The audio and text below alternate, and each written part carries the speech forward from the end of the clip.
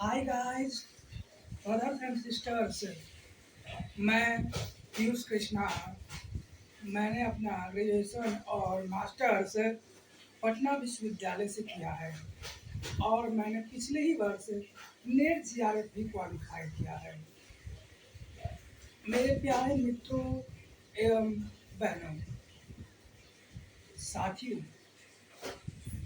हम आज आपसे राजनीति जगत में बताने जा रहे हैं कि इस ईरान और इजराइल वर्सेस अमेरिका के युद्ध में जो घनघोर युद्ध हो रहा है, जो पश्चिमी एशिया मिडिल ईस्ट में जो युद्ध हो रहा है, जिससे कि गैस का किल्लत अत्यधिक हो गया है, पेट्रोल डीजल बहुत महंगे हो गए हैं, उस बीच भारत में क्या क्या हो रहा है, भारत में उसका क्या प्रभाव पड़ा है। तो आइए हम बताते हैं। भारत में युद्ध की वजह से डीजल पेट्रोल बहुत ही ऊंचे दामों पर गई, बहुत महंगा हो गया है और सिलेंडर मिलना बहुत मुश्किल हो गया है। बूढ़ी बूढ़ी महिलाएं, गर्भवती महिलाएं, दिव्यांग, बुजुर्ग लोग इस लाइन में लग रहे हैं। चट बिछावन सब ले जाकर वहीं लेट रहे हैं। बिस्किट, पाव भाजी और कुछ ऐसे सूखे नाश्तों से अपना काम चला रहे हैं, सब से। केवल शहरों में नहीं, गांव से लेकर के छोटे छोटे कस्बों, शहरों, पूरा भारत देश इससे परेशान है। जिस तरह की अन्य देश भी इस युद्ध में फंसे होने के कारण अत्यधिक परेशानी से जूझ रहा है, उसी तरह भारत भी परेशानी से जूझ रहा है। और जो हमारा पैसा है, जो हमारा मुद्रा है, उसकी स्थिति भी बुरी तरीके से गिर रही है। हम वर्तमान में देखते हैं कि $1 बराबर 95 रुपया 20 पैसा हो गया है, जबकि मनमोहन सिंह के टाइम में $1 बराबर 84 रुपया था। ये मोदी जी की सफलता है, कामयाबी है, जिसका कि वो डंका पीटते रहते हैं कि हम विश्व गुरु हैं, हम विश्व गुरु हैं। जब से वो प्रधानमंत्री बने, उन्होंने केवल गलत ही काम किया है, जैसे कि जीएसटी लाना, नोटबंदी करना। हम नोटबंदी को इतिहास से भी देख सकते हैं। मोहम्मद बिन तुगलक ने नोटबंदी की थी, जाली नोट छापना शुरू किया था, जिससे कि उसकी बहुत थू हुई थी और जो नीति थी वो चल नहीं पाई थी और फेल रहा था। उसी तरह वर्तमान में मोदी जी की जो नीति थी, नोटबंदी करके काला धन लाना, और इससे हम पूरे विश्व में छा जाएंगे, पूरे भारत में छा जाएंगे, और विपक्ष को नीचा दिखाना, अपने आप को बहुत ही ऊंचा दिखाना, सुपरमेसी दिखाना, मोदी मीडिया के थ्रू और भी अन्य इंस्टीट्यूशन के थ्रू, जो कि उनका ये जो मोटो था वो फेल रहा।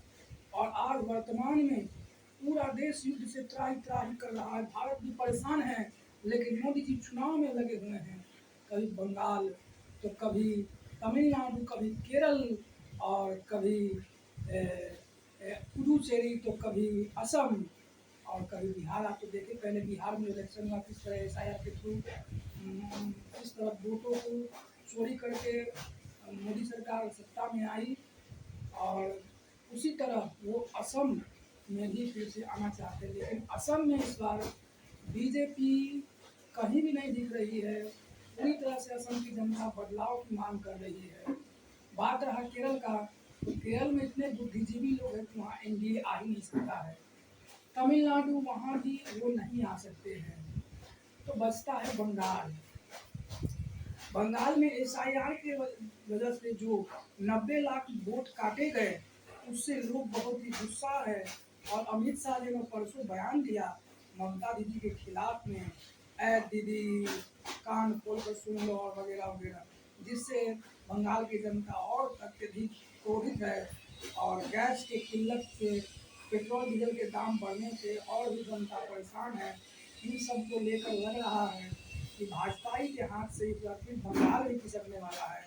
और बंगाल तमिलनाडु किसका, तो 2019 का जो लोकसभा चुनाव है, उस पर भी बहुत बड़ा इफेक्ट पड़ेगा, बहुत ही अधिक प्रभाव पड़ेगा कि अगर बंगाल हारे, तमिलनाडु हारे, तो 2019 में 240 से गजब कर 200 पर आ सकते हैं। 200 पर मैं 100% गारंटी के साथ कह रहा राजनीति जगत में कि 200 पर भाजपा आ जाएगी।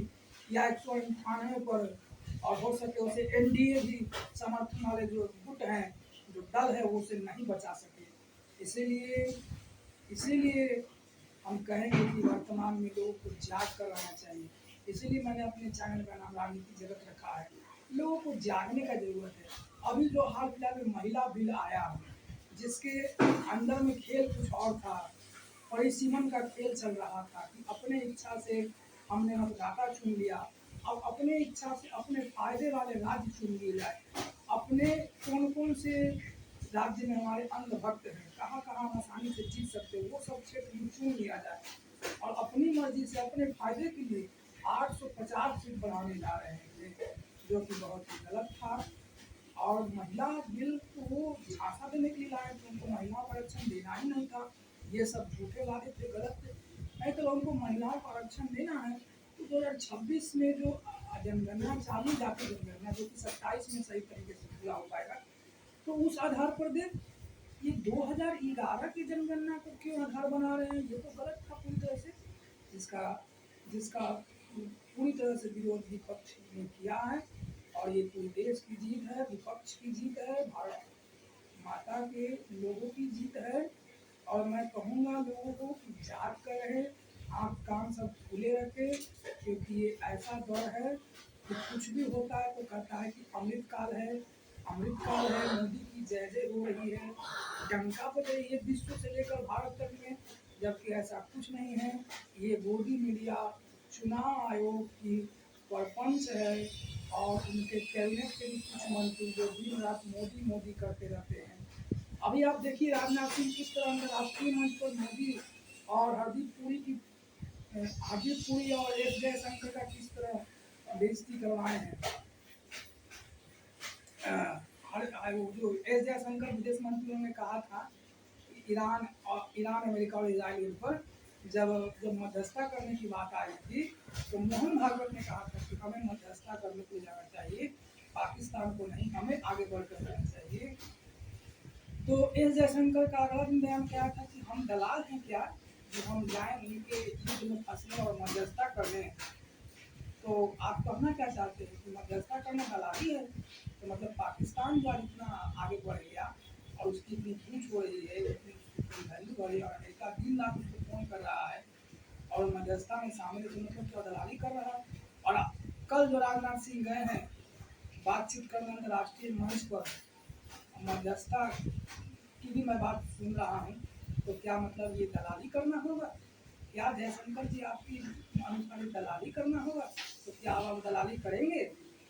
हाँ, इसीलिए मैं कहूँगा हमारे देश के मित्रों, हमारे बहनों, भाइयों, माताओं, जागरूक रहें। जय हिंद, जय भारत। और आपको वीर कुंवर सिंह जयंती की खूब खूब बधाई। धन्यवाद। राजनीति जगत में आज इतना ही। अगर आपको अच्छा लगा तो लाइक शेयर सब्सक्राइब जरूर करें राजनीति जगत। धन्यवाद। राधे।